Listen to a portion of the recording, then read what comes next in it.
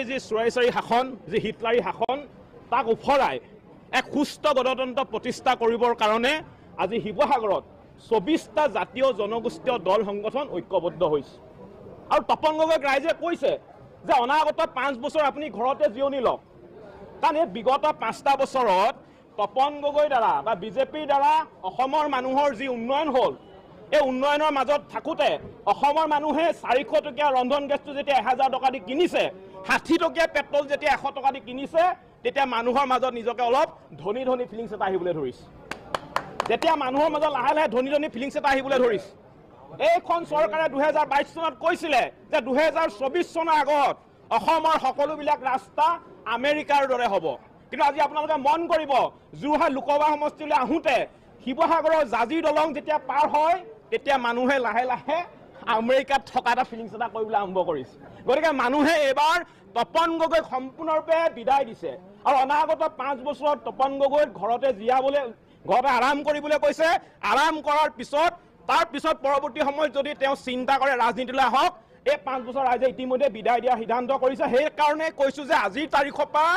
অসমৰ ৰাজনৈতিক প্ৰেক্ষাপটত Tapan Gogoi tata bye bye আমি গৌৰৱ গগৈক এইটো কাৰণ যে বিজেপিৰ যি চুৰাইচাৰী শাসন যি হিটলাৰী শাসন তাক উফৰাই আমি এক সুস্থ গণতন্ত্ৰ প্ৰতিষ্ঠা কৰিব লাগিব কাৰণ এই চৰকাৰখনে অসমৰ জাতিৰ ওপৰত কা বলবৎ কৰিলে আৰু কাৰ পৰা অসমৰ কি ক্ষতি হ'ব অসমৰ জাতীয় জীৱনলৈ যি দুৰ্যোগ নামি আহিব সেই কথা অসমৰ ৰাইজে মৰ্মে মৰ্মে উপলব্ধি কৰিছে আৰু সেইকাৰণে এই হিটলাৰী শাসন চুৰাইচাৰী শাসন চলোৱা বিজেপিক সম্পূৰ্ণৰূপে ৰাজনৈতিক প্ৰেক্ষাপটৰ পৰা উফৰাই দিবৰ কাৰণে অসমৰ ৰাইজে যোৰহাট সমষ্টিবাসী ৰাইজে ইতিমধ্যে সিদ্ধান্ত গ্ৰহণ কৰিছে আজি 24টা জাতীয় জনগোষ্ঠীয় দল সংগঠন ইয়াত উপস্থিত আছিলে আপোনালোকে কি ধৰণৰ বক্তব্য বা সিদ্ধান্ত গ্ৰহণ কৰিলে না আজিৰ তাৰিখৰ পৰা Tapan Gogoi tata bye bye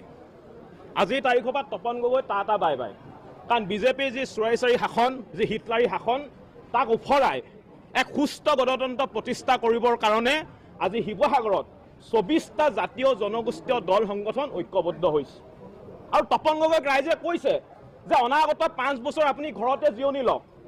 কাৰণ এই বিগত 5টা বছৰত তপন গগৈৰ দ্বাৰা বা বিজেপিৰ দ্বাৰা অসমৰ মানুহৰ যি উন্নয়ন হ'ল এই উন্নয়নৰ মাজত থাকোঁতে অসমৰ মানুহে 400 টকীয়া ৰন্ধন গেছটো যেতিয়া 1000 টকা দি কিনিছে 60 টকীয়া পেট্ৰল যেতিয়া 100 টকা দি কিনিছে তেতিয়া মানুহৰ মাজত নিজকে অলপ ধনী ধনী ফিলিংছ এটা আহিবলৈ ধৰিছে যেতিয়া মানুহৰ মাজত লাহে লাহে ধনী ধনী ফিলিংছ এটা আহিবলৈ ধৰিছে এইখন চৰকাৰে 2022 চনত কৈছিলে যে 2024 চনৰ আগত অসমৰ সকলোবিলাক ৰাস্তা আমেৰিকাৰ দৰে হ'ব কিন্তু আজি আপোনালোকে মন কৰিব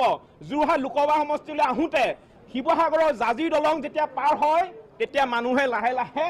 আমেৰিকাত থকা এটা ফিলিংছ এটা কৰিবলৈ আৰম্ভ কৰিছে গতিকে মানুহে এবাৰ তপন গগৈক সম্পূৰ্ণৰূপে বিদায় দিছে আৰু অনাগত 5 বছৰত তপন গগৈক ঘৰতে জীয়াবলৈ ঘৰতে আৰাম কৰিবলৈ কৈছে আৰাম কৰাৰ পিছত তাৰ পিছত পৰৱৰ্তী সময়ত যদি তেওঁ চিন্তা কৰে ৰাজনীতিলৈ আহক এই 5 বছৰ ৰাইজে ইতিমধ্যে বিদায় দিয়াৰ সিদ্ধান্ত কৰিছে সেইকাৰণে কৈছোঁ যে আজিৰ তাৰিখৰ পৰা অসমৰ ৰাজনৈতিক প্ৰেক্ষাপটত Tapan Gogoi tata bye bye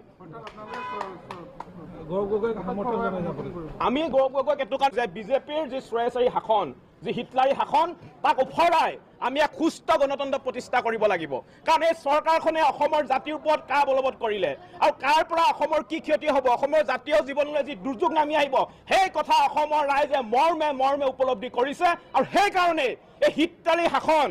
চুৰাইচাৰী শাসন চলোৱা বিজেপিক সম্পূৰ্ণৰূপে ৰাজনৈতিক প্ৰেক্ষাপটৰ পৰা উফৰাই দিবৰ কাৰণে অসমৰ ৰাইজে যোৰহাট সমষ্টিবাসী ৰাইজে ইতিমধ্যে সিদ্ধান্ত